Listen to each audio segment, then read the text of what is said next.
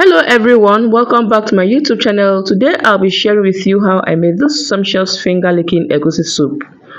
For this recipe I'll be using fresh chicken. I'll go ahead to wash with some salt. If you have lemon, if you have vinegar, if you have lime, feel free to use those. Please, if today is the first time you're coming across my YouTube channel, please don't go away. Kindly hit the subscription button to get notified whenever I post new videos. At this point, I'm done washing our proteins. I took them to the pot, added some stock fish, added some deboned dry fish. And to spice it up, I'll be adding some bouillon. Next, I'll be adding some onion, some bonnet pepper. I'll give it a quick stir and cover the pot. I'll allow our protein to cook on its own juice for about 20 minutes. And 20 minutes, our protein has released its own juice. I'll go ahead to add some water. The amount of water I added is determined by the volume of food or soup I'm going to make today. I covered the pot and brought the water to boil. Next, I added our red oil. In here, I have my grinded egusi, my onion, my osu and okbeni. I'll go ahead to create balls with the mixed egusi. This is the secret of having a lumpy egusi.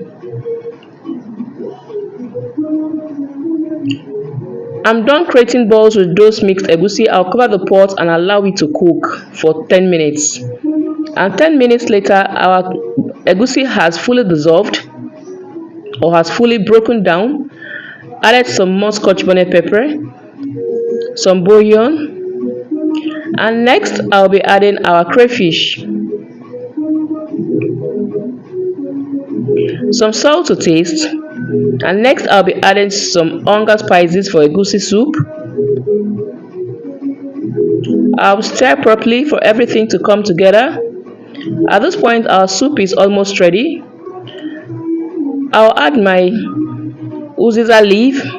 This uziza leaf, I added it way early so that it will bring out its own taste, aroma and flavor. I'll stir the pot so that everything will come together. I'll cook it because it's a bit hard. Cook for about 5 minutes. And now it's a bit tender. Please, if you like what you are seeing, do not forget to hit the subscription button to get notified whenever I post new videos.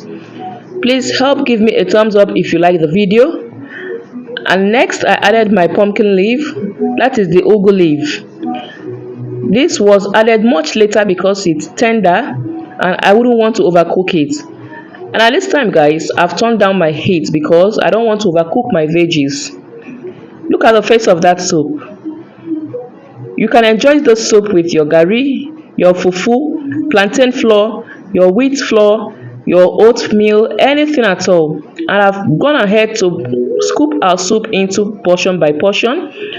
I'll be storing this in my freezer, and this can last up to 3 months as long as there is steady current. Thank you for watching and see you again.